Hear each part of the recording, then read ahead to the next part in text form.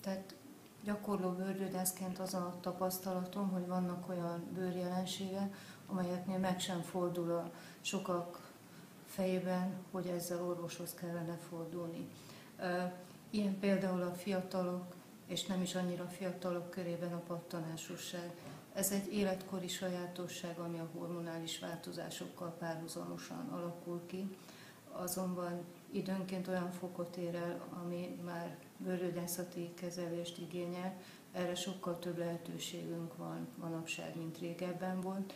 Ezért szeretném felhívni a figyelmet arra, hogy érdemes bőrgyógyászhoz fordulni, vagy azért, mert a beteg súlyosnak találja, vagy azért, mert a környezete erre felszólítja. Esetenként ráadásul gyulladás, emésztési zavar rontja a helyzetet, tehát mindenképp érdemes egy bizonyos fokon túl ehhez bőrgyógyászhoz fordulni. Hasonló probléma a gombásodás, ami Magyarországon is, máshol is népbetegségnek számít, különösen a körömgomba. Mégis azt látjuk, hogy sokan nem fordulnak ezzel orvoshoz. Nem a szépséghiba jelenti igazán a gondot, hanem az, hogy ez egy fertőző forrás. Másra nézve is, de még inkább saját magára nézve is.